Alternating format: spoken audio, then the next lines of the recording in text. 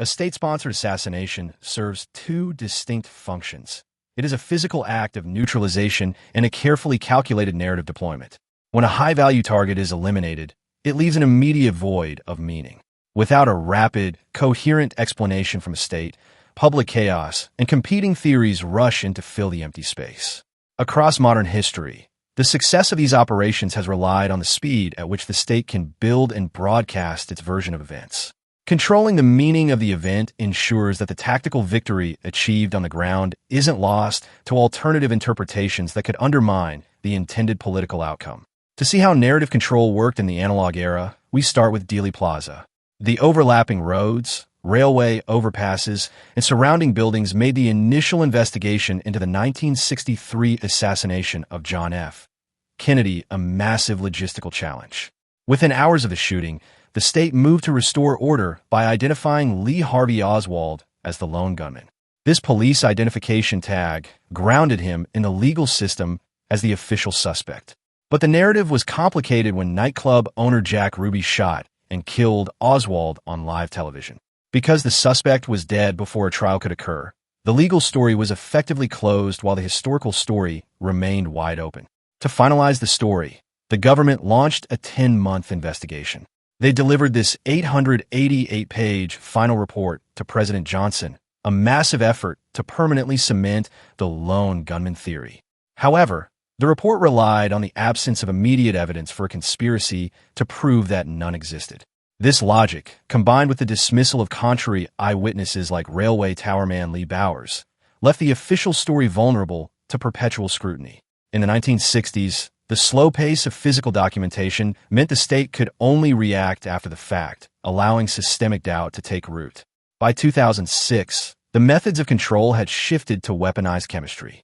This busy London street became a crime scene, where the weapon was explicitly designed to delay the narrative. Alexander Litvinenko was poisoned with polonium-210. It is one of the most toxic substances known, yet its radiation can be blocked by a single sheet of paper or a glass bottle. Inside the body, its initial symptoms closely mimic thallium poisoning. This medical similarity misled doctors for nearly 3 weeks. By treating him for the wrong toxin, the state actors engineered a delay that allowed the primary suspects to leave the country, long before the radioactive trail was discovered. It took a scientist recognizing a specific 803 kiloelectron-volt gamma-ray spike in a urine sample to identify the poison. Once confirmed, the weapon became a terrifying message, leaving radioactive traces in hotel rooms and restaurants across the city. By utilizing an exotic, hard-to-detect isotope, the state actors created a narrative barrier, ensuring that the official truth only emerged after the perpetrators were out of reach. In 2020, the assassination of Qasem Soleimani moved the process into the digital age. The MQ-9 Reaper drone, with its 20-meter wingspan and Hellfire missiles, allowed for an overt strike that was acknowledged by the state within hours. As Soleimani's convoy was leaving the airport in Baghdad, the missiles hit. Within minutes, the U.S. government released statements framing the strike as a decisive defensive action against an imminent threat. The narrative response from the other side was just as rapid. In 3 days, the hashtag #HardRevenge spiked to 95,000 tweets.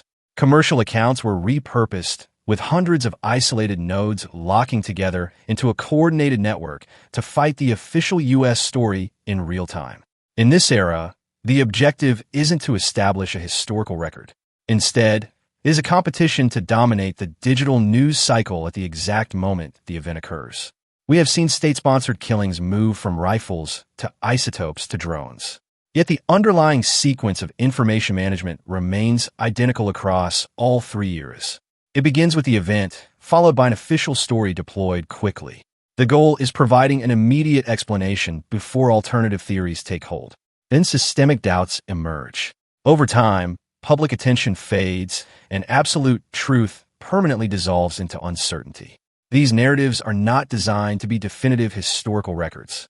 They are strategic tools used to manage public perception long enough for the state to survive the immediate political fallout. The ultimate power in these events doesn't belong to the entity that pulls the trigger, but to the one that dictates what the public is allowed to believe.